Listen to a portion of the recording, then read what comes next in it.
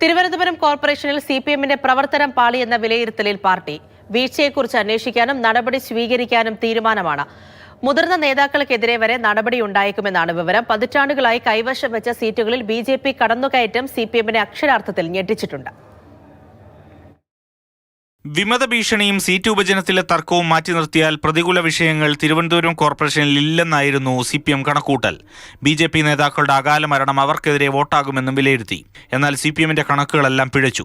BJP ഒരു പ്രതീക്ഷയും വയ്ക്കാത്ത വാർഡുകൾ പോലും അവർക്ക് ലഭിച്ചുവെന്നാണ് സിപിഎമ്മിന്റെ കണ്ടെത്തൽ. ബിജെപിക്ക് തിരിച്ചടി സാധ്യതയുണ്ടായിരുന്ന വാർഡുകളിൽ ആർഎസ്എസിന്റെ പ്രവർത്തനം അവർക്ക് താങ്ങായപ്പോൾ സിപിഎമ്മിന് നഷ്ടമായത് തലസ്ഥാനത്തിന്റെ തലപ്പാവാണ്.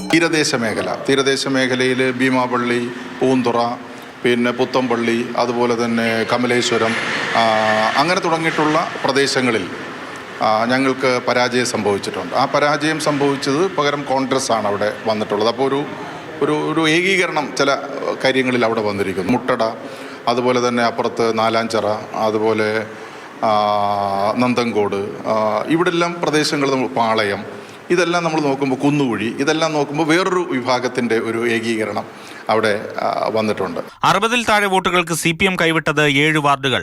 സിറ്റിംഗ് വാർഡായ ആറ്റുകാൽ നഷ്ടമായത് 11 വോട്ടുകൾക്ക്. ചാല പിടിക്കാൻ മുതിർന്ന നേതാവ് എസ് എ സുന്ദറിനെ കളത്തിലിറക്കിയിട്ടും 12 വോട്ടുകൾക്ക് തോറ്റു. സംഘടനാ വീഴ്ചകൾ തോൽവിക്ക് ആക്കം കൂട്ടിയെന്നാണ് പാർട്ടി കണ്ടെത്തിയിരിക്കുന്നത്. സ്ഥാനാർത്ഥി നിർണയത്തിൽ പാളിച്ചയുണ്ടായി. ഓരോ വാർഡും പ്രത്യേകമായി എടുത്ത് പരിശോധിക്കാനാണ് തീരുമാനം. അന്വേഷണത്തിന് പുറമെ വീഴ്ച വരുത്തിയവർക്കെതിരെ നടപടി ഉണ്ടാകും. സിപിഎമ്മിനെതിരായി വിമത സ്ഥാനാർത്ഥികൾ രംഗത്തെത്തിയതിൽ കടകംപള്ളി സുരേന്ദ്രനെതിരെ പരസ്യ വിമർശനം ഉയർന്നിരുന്നു. വാഴോട്ടുകോണം ഡിവിഷനിൽ 58 വോട്ടിന്റെ പരാജയമാണ് ഉണ്ടായത്.